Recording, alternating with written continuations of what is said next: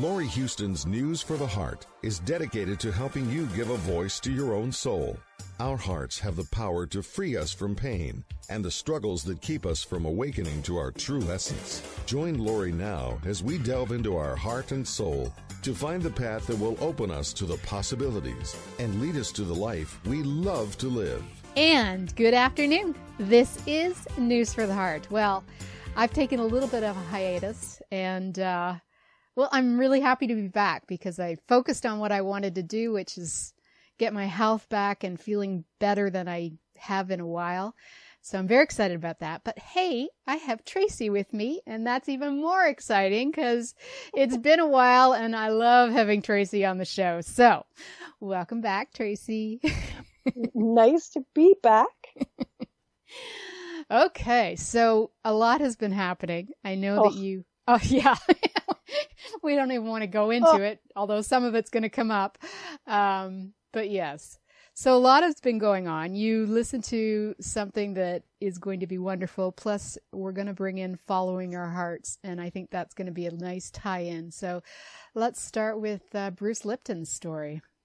Okay, so I was listening to a 27-minute beginning of a course. So he's got a course right now called Inner Evolution, and you can find it on Gaia.com. That's GAIA.com.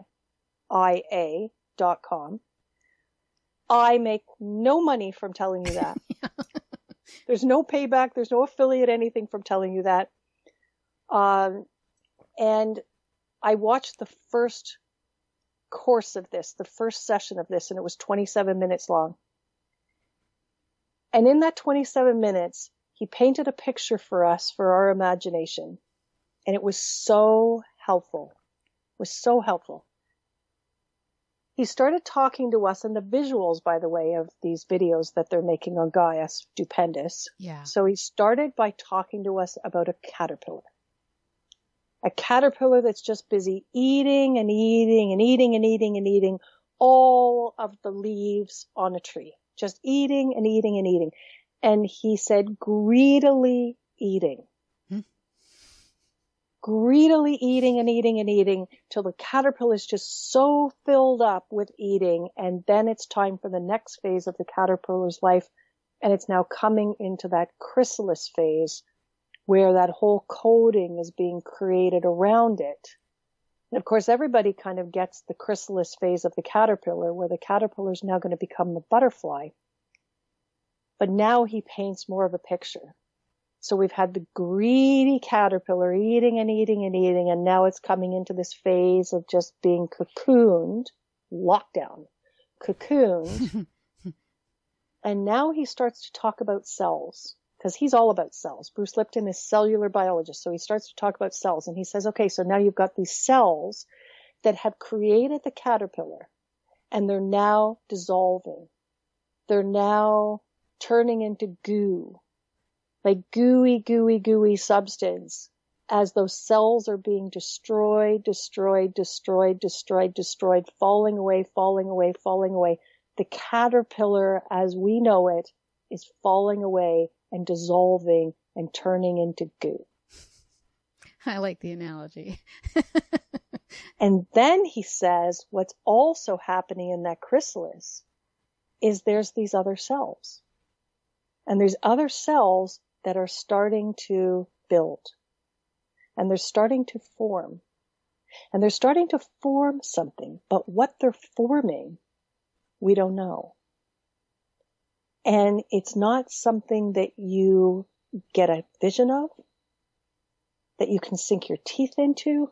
It's just they're busy, the cells are busy, just replicating and forming into something else, but you've still got all of this goo that's being created, and the caterpillar is no more. And all of what was the foundation, I thought that was also the foundation of what made the caterpillar. The bones, falling away, dissolving away, turning into goo. Like, just think about all the foundational things that we have clung to, that you're sitting there going, what? What? Are you kidding me? I'm clinging to the Constitution and you guys aren't paying attention to it. I'm clinging to human rights and you're not paying attention to it.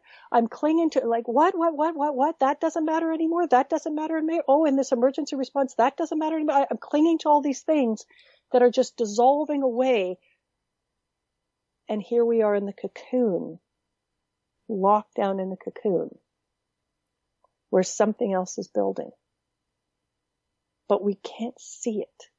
We can't see our future. We can't see what's building. We can't see what's being made. And he said the reason why we can't see it is because we're building it. We're in the process of building it.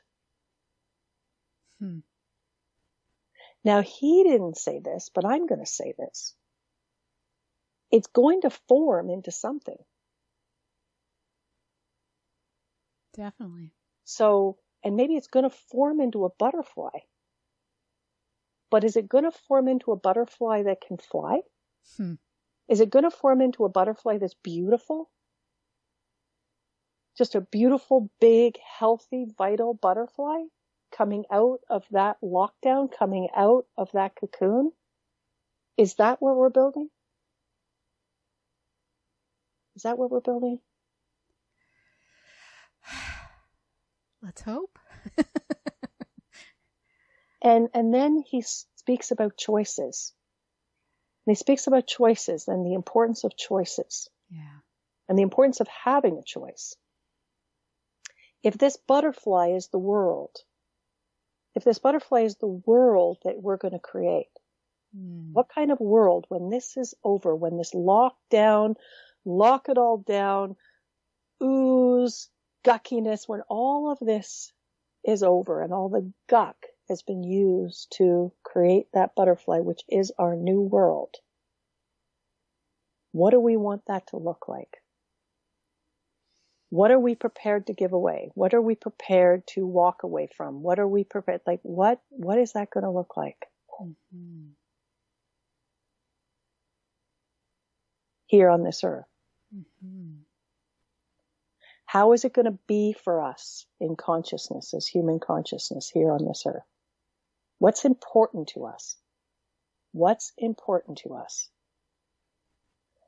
Not what's important to us. And I'm going to say this, not because he said it, he didn't say it, but I'm sitting here right now going, all right, let's think about it. What's important to us? If there was no fear and we just came down into heart, and we just came back into heart, where we're connected with soul, where we're connected with spirit, we just come right into heart, and we take all the fear.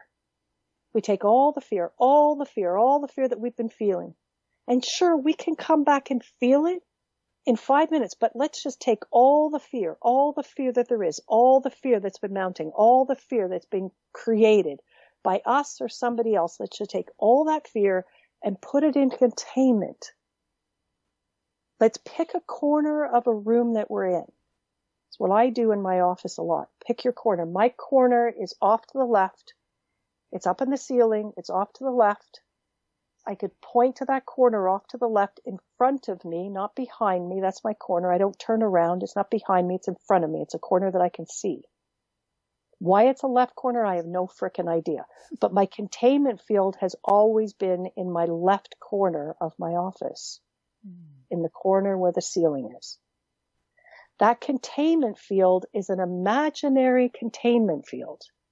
And to me, it wasn't a prison. It was a containment field, almost like I saw it as a school.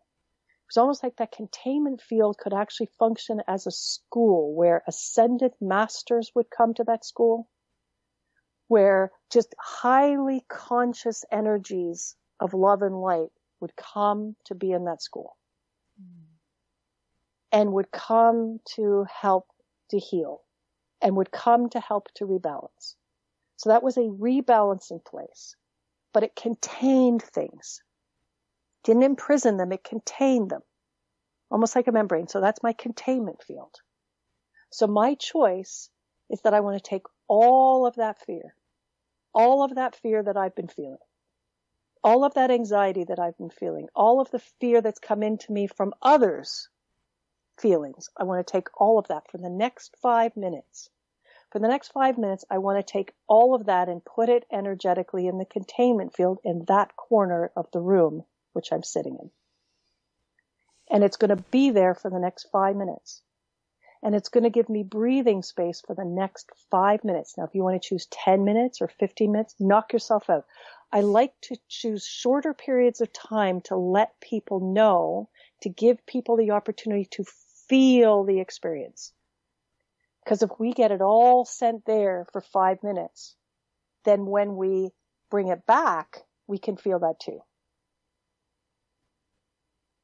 And then maybe you don't want it back. And they say, well, I don't want it back. Well, great. Well, then let's just surrender it back to source. Like, let's just not even play around with the containment field. Let's just surrender it back to source if it felt much better to be without it than to be with it. Again, choice. It's all energy. Right. So we're delivering that. Now let's deliver all the stories. Let's deliver all the stories that are contained within us, the ones that we've accessed, the ones that we haven't accessed, the ones that we're accessing now because of all the craziness, those stories that are being triggered within us. Let's take all of that and put it all into containment for 5 minutes. I just want 5 minutes peace from all of these energetic stories that have been hijacking me and containing me and troubling me and embedded within me. Mine or someone else's all the way through the ages, just all back into containment. Yeah. And now I get to sit with me. Now I get to sit with me. No stories, no fear, no anxiety, no any of those things. I've contained it for a period of time so that I can just be with me. Now, what kind of world would I like to create?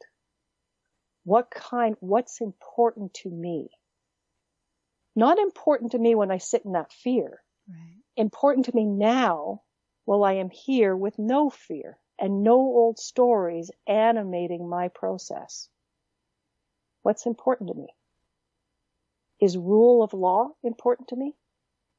Is it important to me to have some sort of legal structure in the fabric of society or not? Not to me, but But then you think about that, and if there weren't some legal structure, then you think about that, and it's like, okay, well then there aren't rules of the road then there aren't rules that say, you stop at a red light, you go at a green light, you go slow at a yellow light, and then nothing happens. Nothing happens if you just fly through the red light, smash into a couple of cars. Right? So, but it's an interesting piece, right? But you're just sitting with yourself. Yeah, I get it. Right? You're just sitting with you. Like, what stays? What stays? What have I been throwing away that truly is important? What have I been saying? Oh, that's okay. That doesn't matter right now. This is an emergency. It doesn't matter right now. It doesn't matter. It doesn't matter. Compassion doesn't matter. Right? No, we're here now. We're here now. And we're not allowing fear or old stories or things that we're grooved in to make those decisions for us.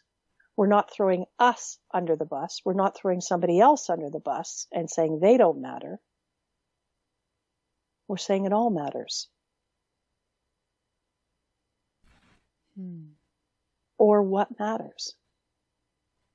And what kind of world does my heart, does my soul, does my spirit want to live in here on this earth? Because maybe our souls and our spirits, it hasn't been a great place to live here. That it's been very challenging for us to maintain connection with the souls and the spirits and the light of us here immersed in all of these old stories. Yeah. And here living in such pain. Yeah. So do we want to live in that kind of pain still? Do we want to be grooved by these old stories that we've just put into containment?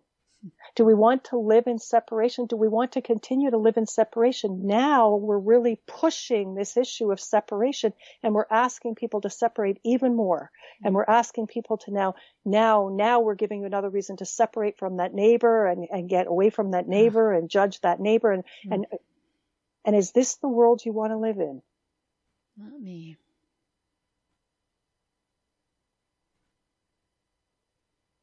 Yeah. So then what do you want to choose?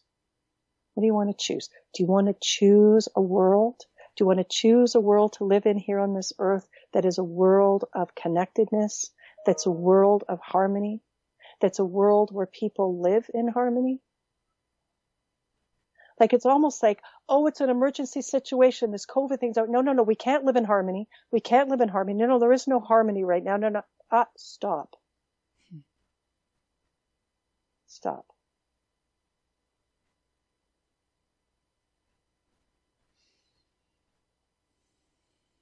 I'm not choosing. See, if you choose to give up harmony, and if you choose to give up compassion, and if you literally say, this is the reason why I'm giving this up. I am releasing myself from harmony. I'm releasing myself from compassion. I'm releasing myself from connectedness. Then how the hell do you expect your cells to function well? How do they function well when your consciousness is sitting here in a state willing to give up the idea of connectedness, give up the idea of harmony, give up the idea of compassion? That message is a message that your cells are hearing loud and clear. Right.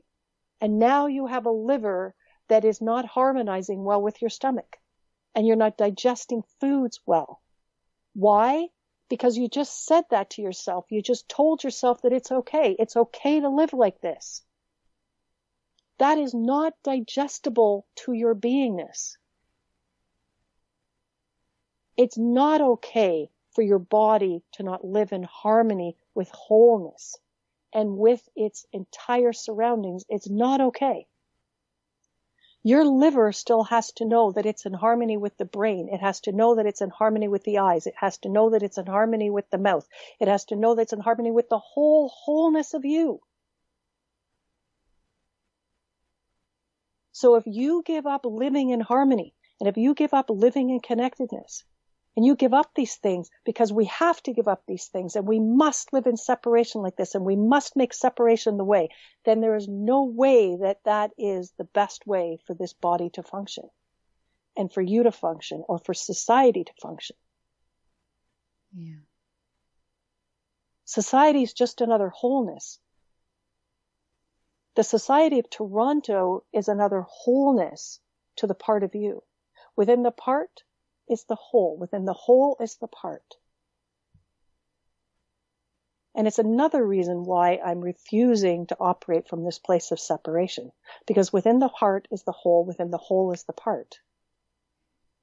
And I'm not buying into this because I don't want in any way for my body to get messaging that it's okay to live in separation. It's okay. It's okay. It's okay. Liver, you're going to be fine. Just live in separation for a while, a year or so. Live in isolation for a year or so from your stomach. From the stomach. Live in isolation from the colon. It's okay. It's okay. And you tell yourself it's okay. And you tell yourself it's okay. It's freaking not okay. It's definitely not okay.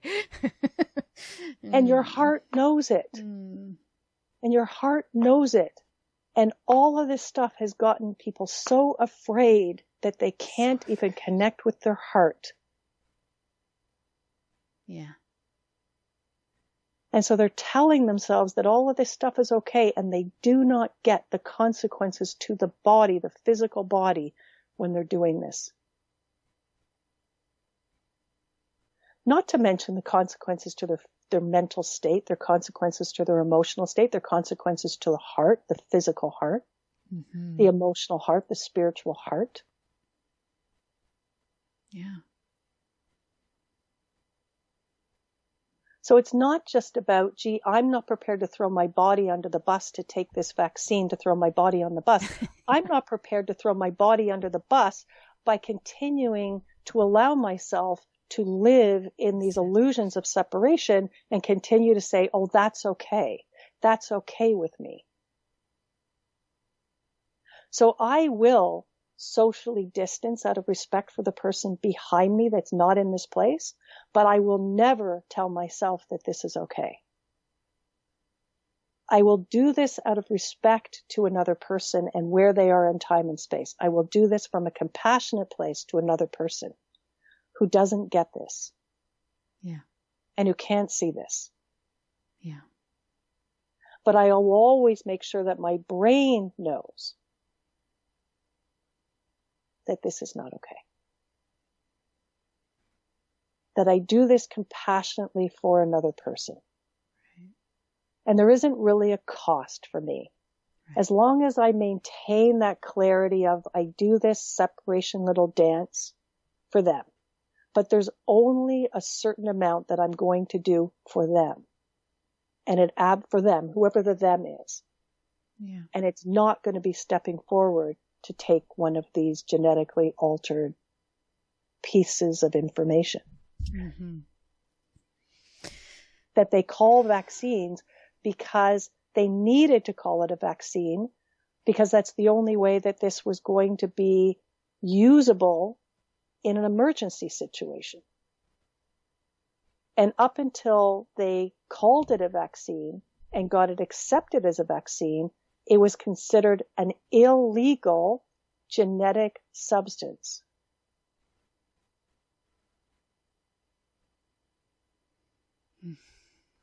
Where there was no permission to put it into a body.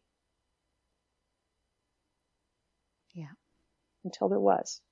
So there is a point, but I will always work to have compassion for where people are. Yes. Acceptance. Yes. But there's only a point. Mm-hmm. Before I say no more. I can't do this. I'm not willing to give up connection to my soul. I'm not willing to give up connection to my spirit. I'm not willing to give up connection to the light within myself and what I know is right from that place. Mm.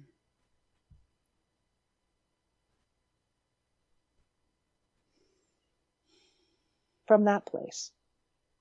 Not from a fearful brain place and not from a fearful heart place. So to me, that discernment comes from a place where I do exactly that. I come into the office when I'm really upset about something and I put all the upset into containment. I put all the upset, I put all of the judgment that I have towards this and that. And boy, there's a lot of places that I could judge stuff. And I put it all in that containment field. Because I want to be with me. I want to be with me. I want to be with the truth of me. I want to be with the light of me. I want to connect to the soul of me and the spirit of me.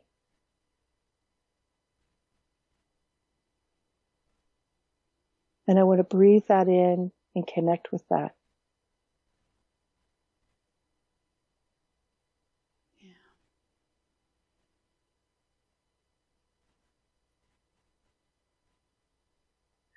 And it's very easy to get lost in judgment. It's really easy to get lost in judgment. And what I say, and I think I've said it before on this radio show, if you or me are in judgment of anything, we're not clear. That's all I know. We're not clear. We're not clear. And we're not in that place of absolute, beautiful, pure connection to the soul of us, the spirit of us, the light of us in that moment that we are judging anything.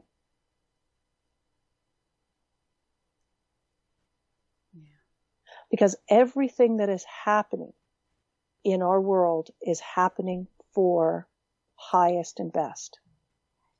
All the time. The universe, I love this, the universe is always working to rebalance things. Always working to rebalance things. Is never going to stop rebalancing things. Ever. No matter how much we might want it, will you just stop rebalancing something today? Oh my goodness. It will never do that. And so it's doing that now. It's doing that now. And boy, oh boy, is it messy. Boy, oh boy, is it yucky. Boy, oh boy. And yet I will sit there and remind myself that there is a rebalancing that is happening now as I breathe.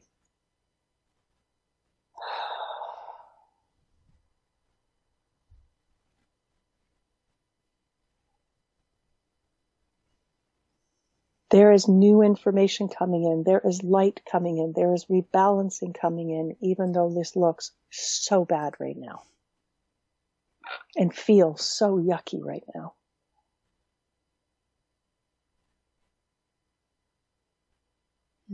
And when I feel when it's gone too far so that I'm not happy in my body, and I get my body is just not happy, and my body is just not joyful, and I am not happy, and I am not joyful, and I am sitting in a depressed state, and I am in an angry place, and I look at my face and I go, wow, that face is an angry face. That face is an angry face. I'm really angry. Or what was the word they used? Sullen. I had no idea what sullen meant until I knew what sullen meant. But apparently sullen means anger, internal anger, like putting a bright face on outside when you're seething inside, when you're just really angry inside. That's sullen.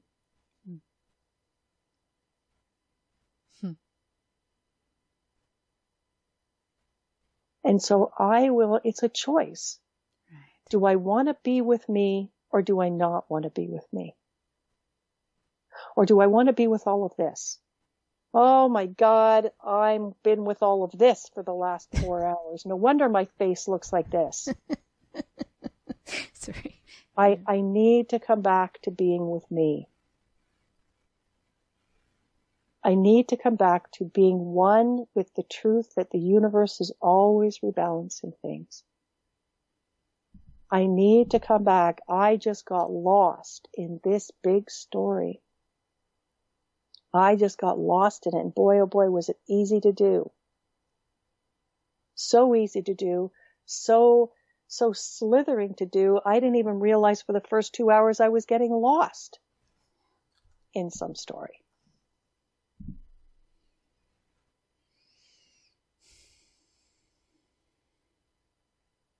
But I'm going to choose heart. I'm going to choose heart. I'm going to choose clear heart, not fearful heart. I'm going to choose to clear the fear from my heart. Clear it back to source if I can do that. If I've got a consciousness that can just release that right back to source, release that right back to the universe, great. If not, put it into containment. Just let heart be free of that fear and free of that anxiety in heart. And free of any belief systems that might be guiding heart. So the heart is not free just to love,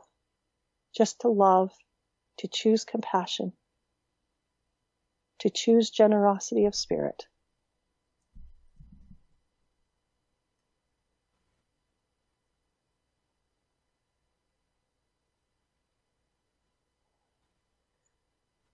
And then once I'm kind of in that place, it's amazing what kind of solutions kind of simply just fall into place. So it's about choosing heart, choosing to follow heart, not a fearful heart, not a fearful heart, and not a fearful brain. Choosing to not follow fear and not choosing to follow where fear is leading me. I got to clear the fear. I got to clear the fear. And interesting, Jared Hewitt, he's got a wonderful glyph for that. He's got a wonderful glyph for clearing the fear. And it's just called Clear Fear. And it's this crazy little drawing. And it's like you can just, put it in your wallet. You can make little things of it. You can put it onto mirrors. You can just visualize it. You can just know that it exists and bring it into consciousness with this idea that I just want to clear the fear. I want to clear the fear. I'm never going to make good decisions in places where I'm fearful because I'm reactive, and we're never making good decisions when we're reactive. And that's what I feel has been going on with our government right now, is there's been a lot of decisions that have been happening at the Ontario government level from reactivity. Reactive, emotional, fear-based decisions. Yeah. And therefore they're not clear. And yet these are the people, I don't care whether they're medical professionals, I don't care what degrees they have, I want clear. And if somebody said to me, okay, here's two people in the room. We've got the highly intellectual person who's got 4 PhDs, has spent all of his life in universities and colleges. Brilliant, brilliant, brilliant. And you got the guy over here or the girl over here, and boy, she's clear. She's clear. But you know, she's clear. She's clear of heart. She's clear in mind. But you know, she went to high school and she did go to university, and maybe she went to university and took these courses, and she went to university for 1 degree and then went and did this with her life and this with her life. But she's actually really clear, or he's actually really clear. Which one would I vote for? Which one would I say, hey, would you please step forward to help to guide all of this? I'll tell you, I will take the clear one over the intellectual one all the time. Because the clear one has access to the right brain. The clear one is not just looking at left brain data, left brain solutions, double-blind studies, blah, blah, blah, blah, blah. The clear one actually has access to a whole brain. And the right brain corridor is where we can bring in wisdom. All wisdom, all truth, all knowledge comes in through the right brain corridor. And that person who's clear knows that. Yeah. So solutions can come from that beautiful, magical place where she or he might say, well, I don't know where this is coming from. Or if they're brave enough, they might say, well, my guides have dropped this in. Or they might just say, it feels like from that higher wisdom place within me. Or they might just say, well, this is what's coming in to me, and just own it. But it's coming in. It's not like it's new solutions, not solutions coming in from past pain, past history, past circumstances, scrolling through the subconscious mind data banks to find the best of the past. It's like, no, we need new solutions to these new problems. Yeah. Because this is genetically modified material. This is new stuff. We need new solutions. Yeah. And so I would love it if these people that were stepping forward to lead would actually be clear leaders. I don't want to see reactivity. It makes me nervous when I see reactivity. And not just sitting there from a clear place and a solid, grounded, not emotional, but not shutting down heart center place. I don't want a bunch of people leading the show who have shut down their hearts, who are so fearful themselves, aren't capable of doing that kind of work, and then are spouting out a whole bunch of solutions for how this is going to be for us. Yeah. That's not okay with me.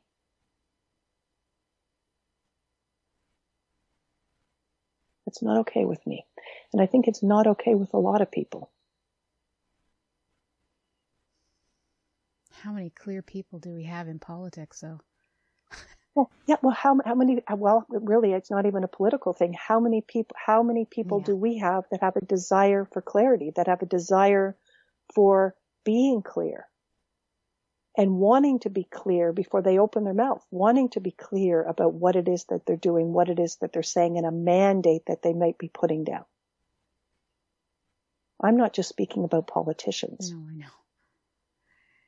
Right? But it really is mastering of emotions. It really is about mastering of emotions. It's really like not being taken up or taken in by so much fear and so much emotional pinball machine that you're not able to be clear, to make clear decisions, to see wider, to see a bigger picture.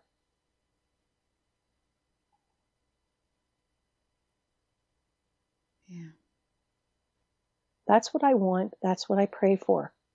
That's what I ask for. That's nice. Something that is in my new world.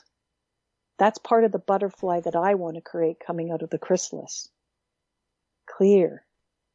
You know, if people are going to take on leadership roles, I would like them to be clear. I would like them to be people that have mastered their emotions. You know, that have mastered their emotions, that haven't shut down their hearts, that are operating from a congruency of head brain, heart brain, and gut brain. And leaders that have not shut out the right brain and are allowing for intuitive things to come through. Right? Like we have a medical world here in North America that is so left brain and so shut down of right brain corridors, and doctors didn't used to be that way. They didn't used to be that way. They worked intuitively. They sat with patients. They had time to sit with patients. They were able to draw from the experiences that were their experiences for the last 10 years or 5 years and 10 years. And one of the reasons why you wanted to work with maybe an older doctor is because you valued the experiences that they had. Not just the education that was their education. It was all the education that they got, that they could act from, and they felt free to act from. Then you'd be the benefit of, that you get the benefit of that. But now it feels like that's no more. It feels like there's just rules and regulations that are coming down from these governing bodies, and doctors do not feel free to operate from their intuitive capacities and from the experiences that they have had in the past, and they're either afraid to do that or they're being told they can't do that. And so everything is very left brain. It's very much double blind case studies. No, no, no, no, no. And it's all justified from that place. And that's not clear. That's not working with the whole brain. That's not even allowing a beautiful, wonderful thing called a doctor or nurse or somebody that we're looking to care for us and help us to actually be the fullest expression of them.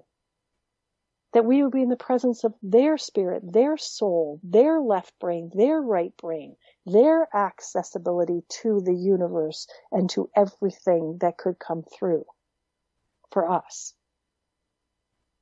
in that session, and that they would feel free and unencumbered to trust that, to act on that and trust that.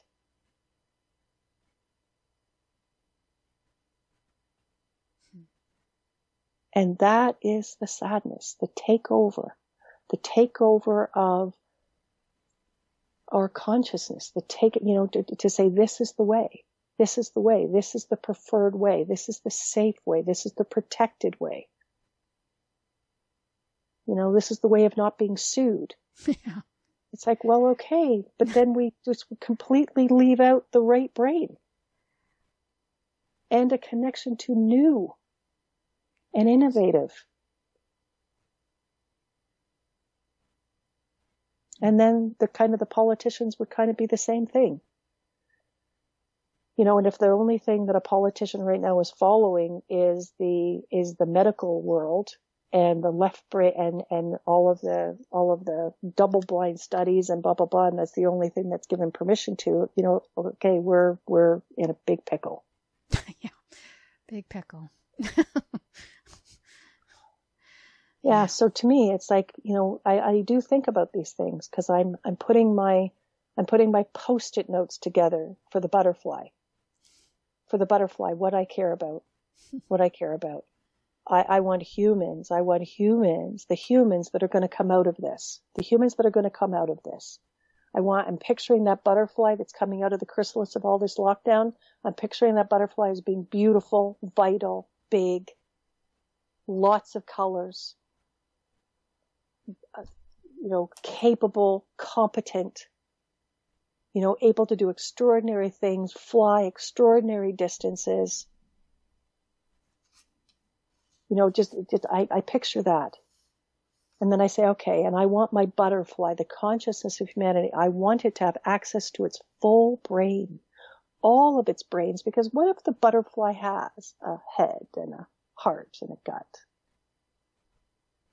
and a congruency of all of those, and a knowledge and an acceptance of connection to this universe, to this cosmos, a knowledge and acceptance of connection to this earth, an idea of oneness and harmony. I like all the parts of that beautiful butterfly to be in harmony with all of its other parts, in connection and communication with all of its parts, where everything is flowing freely within the butterfly and beyond the butterfly, above and below.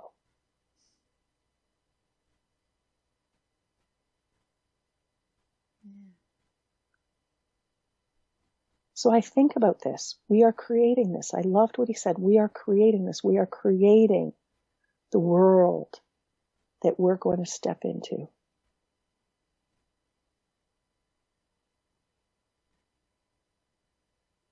Are we going to create a world? Because that's what's kind of going on. Are we going to create a world where kindness is off the table, generosity is off the table, compassion is off the table, connectedness to spirit, connectedness to soul, off the table, connectedness to personal freedoms, off the table, connectedness to physical body and self-authority of physical body, off the table, connectedness to the concept that we are our own self-authority, off the table.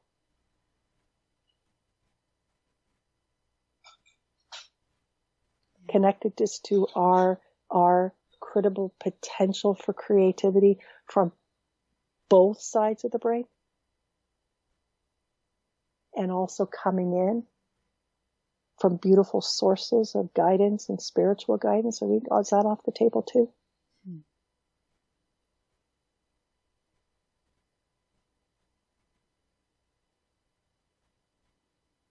I think that's how we've been living. Yeah. I think that's how we've been living. We're not to live like that anymore. This is an opportunity to make this great change. This great turning of the caterpillar into goo and then out into this beautiful butterfly. It's our opportunity to do that. And I like to see it as the great reveal. It's the time of the great reveal. Haven't said that out loud before. So there's the woman who did a lecture 10 or 15 years ago, and I was listening to her, and I didn't realize how profound that lecture was. And I wish I'd taken more notes, and I wish I could find the notes. But she was talking at that time of this particular time in our history, so maybe 15 years ago. She was talking about this as being the time of the great turning. And she discussed this idea of a boat. She said, think of human consciousness as we're on this giant boat. And it's a big, big, big boat, and there are different levels of the boat. And where are you? As we're sailing these seas where we can't see the future, where we can't really see where it is that we're going, and we don't even know if we're going to succeed. Where do you want to be on this boat? Well, you can't really see what's coming, and you don't even know whether you're going to succeed. Where do you want to be on the boat? You're going to be hiding at the bottom? You'll be hiding at the bottom, cowering in your helplessness and powerlessness, just totally freaked out. You can't see where it is that we're going. We can't see where we're going. Oh my God, oh my God, oh my God. We can't see where we're going. We're not going to have any food, blah, blah, blah, blah, blah. We can't see. We're going to all starve. We're going to all starve. There won't be any water, blah, blah, blah, blah, blah. We can't see where we're going. Where's the land? Where's the land? Are you going to be down there in the helplessness, powerlessness, the bottom of the boat? You're going to be there at the bottom, but you're going to be in the middle of the boat where you're kind of on the fence about helplessness and powerlessness. Well, I'm a little bit there because I don't really see me, the power of me. I don't really recognize that. Or you're going to be on the top floor of the boat where you're looking out, you're not hiding. You're not hiding and you're looking out and you still can't see land. And you still can't see land. Not anywhere around you can you see land. Not anywhere around you can you see where this boat is going. And are we going in the right direction? Are we going in the right direction?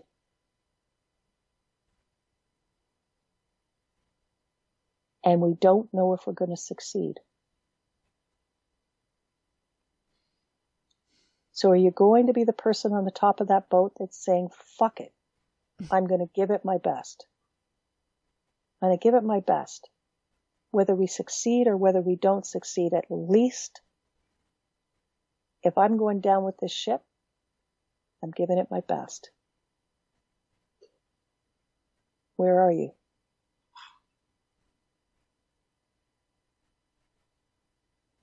And I'm going to give it the best of me.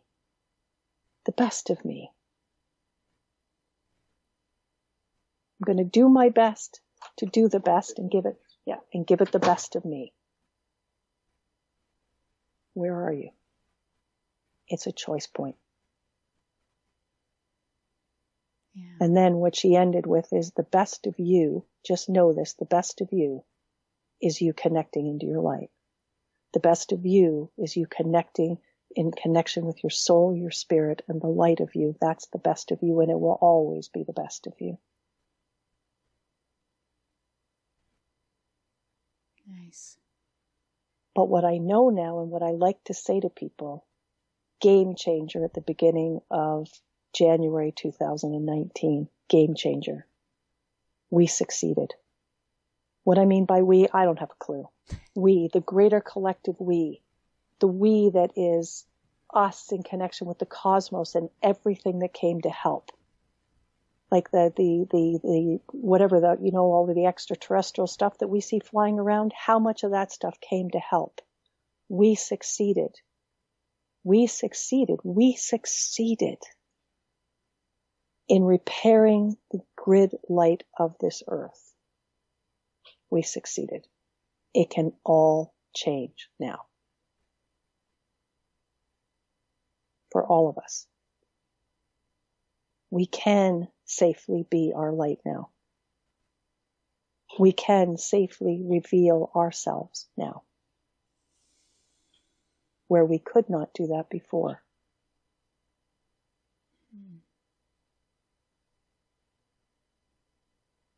So when she was giving me this lecture, she was right. We didn't know. It was before 2019. We didn't know. We're still on the boat. We're still on the boat, where you are on the boat. But the one thing that's changed that maybe people aren't getting yet, we succeeded. We succeeded. The collective we succeeded. And it can all change now.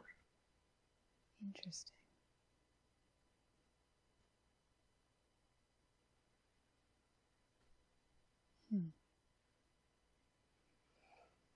So that's why I say that it's following heart. And not a fearful heart and not a contaminated heart.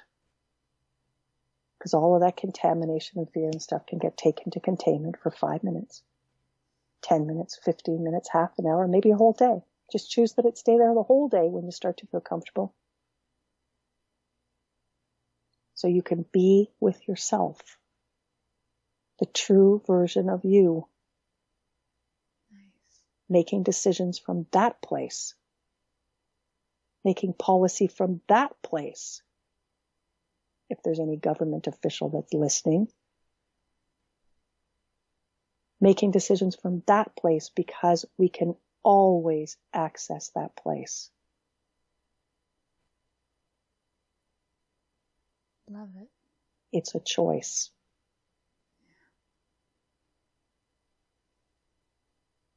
And lots of us don't know we have that choice. Anyway, I'll leave you kind of floating with that. Yes, that's great. It is. Thanks, Trace. A lot of, Yeah, a lot of good information that we got here today. Yeah. I may want more information about what happened in in 2019, but yes. I think I've said it before. It was like all I know is that that was the time frame that I'm sitting and minding my business in my office, and this energy comes up through my feet, and most of the energy comes down from the sky. Right. Comes up through my feet, and then I can hear, I can hold you in your light. I can hold you in your light. I can hold you in your light. And I could just feel this energy coming up. And I kind of was connecting back to that energy going, is this Mother Earth? Is this Earth? Like, where? And it was like, yes. Nice. I was like, wow, okay. Can you hold everybody? No. Like, it was an instant no. And then I started to ask more questions about it. It was like, and it was almost like the Earth would be able to hold many of us. In fact, there was like 6 billion of us in a span of time.